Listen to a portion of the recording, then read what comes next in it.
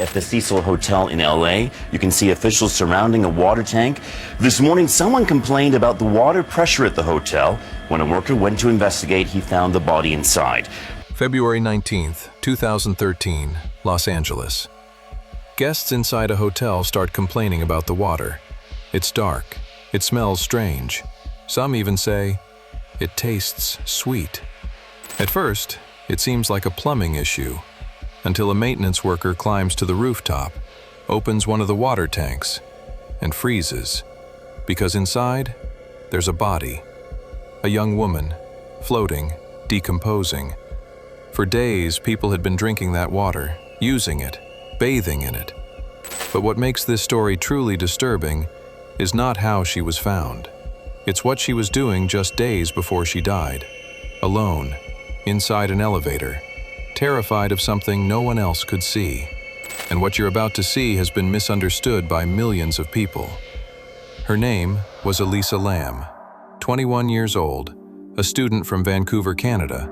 She wrote online about life, about identity, about feeling like you don't quite fit in sometimes.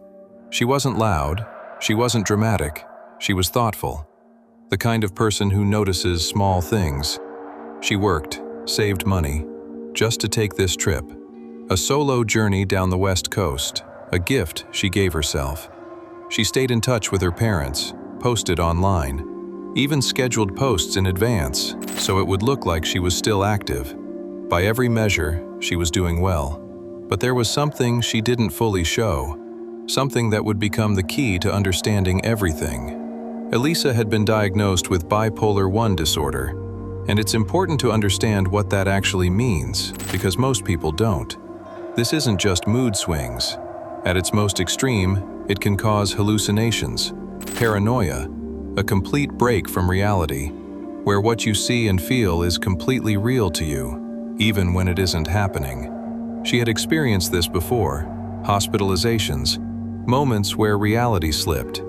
But she was trying, taking her medication, seeing doctors, trying to build a life. And what you're about to see might be the moment everything started to break again. The Cecil Hotel, 5:30 to 8. She checked into the Cecil Hotel, a place with a reputation, once luxurious, now known for something else: murders, suicides, people passing through and disappearing. Serial killer Richard Ramirez, the Night Stalker, stayed here while he was terrorizing Los Angeles in the 1980s. Same building, same elevators. By the time Elisa arrived, the Cecil had become something specific, a place where lost people ended up, where no one asked too many questions, where someone in crisis could go completely unnoticed.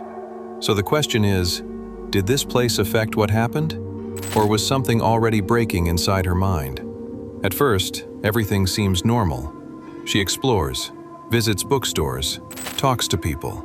But slowly, things change. Her roommates notice it first. She locks doors, leaves notes, acts like someone is watching her. She gets moved to a private room, and now she's alone. And when your mind starts creating threats, silence makes them louder. January 31st, she disappears.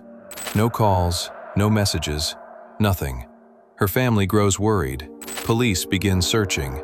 Rooms, hallways, the roof. Dogs track her scent through the building and stop, near a window on the roof, as if she vanished. Then, 2 weeks later, everything changes. What you're about to see are the last known moments of her life. And almost no one understands what's actually happening here. She enters the elevator, normal, calm. She presses multiple buttons, waits, nothing. The door doesn't close. She leans forward, looks into the hallway. Then suddenly, she jumps back, presses herself into the corner, as if someone is right outside. But no one enters. No footsteps, no shadow, nothing. She steps out, looks around, then her hands start moving, wide, fluid, like she's talking, explaining something, with someone who isn't there. She steps back in, then out again, then disappears down the hall. Now here's the part most people miss. The elevator wasn't malfunctioning. She had pressed the door hold button herself, and her movements kept triggering the sensor. The door stayed open because she was keeping it open. There was no one there. But to her, there was. What you were watching was not a haunting. It was not a glitch. It was not a mystery. It was a young woman in the middle of a mental health crisis, completely alone with no one to help her. Days later, guests complain about the water. Then comes the discovery. Her body inside the rooftop tank. Her clothes and belongings found with her. No injuries, no signs of struggle, no evidence of anyone else. The tank was on the roof. The hatch required climbing a ladder to reach. It wasn't accessible to guests through normal means, which is how her body went undiscovered for 19 days. No foul play, no attacker. The question was never, who did this to her? It was what state of mind brought her to that rooftop alone. The coroner's ruling, accidental drowning. Toxicology found her medication levels were inconsistent. Not absent, but not stable. Enough to trigger a severe episode. Investigators believe she thought someone was after her. The elevator was her trying to escape. The roof was her trying to hide. The tank was where she thought she would be safe. She entered. The hatch closed behind her. The water was cold. She couldn't get out. There was no one chasing her, but to her, it was completely real. Why people didn't accept it? The internet didn't accept this. And honestly, you can understand why. The video looks strange. The hotel has a dark history. The roof wasn't easy to access. It looks like something was done to her. So people created theories. Murder, supernatural forces, cover-ups.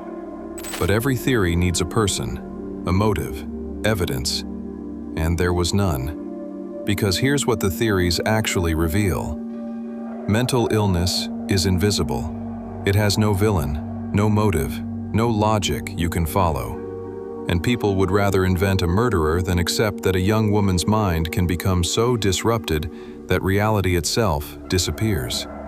That scares people more than any conspiracy, because it could happen to anyone. Ending. Elisa Lam wasn't a mystery. She wasn't a conspiracy. She was a 21-year-old woman trying to live her life, fighting something invisible, and losing, alone. We turned her disappearance into content, into theories, into entertainment.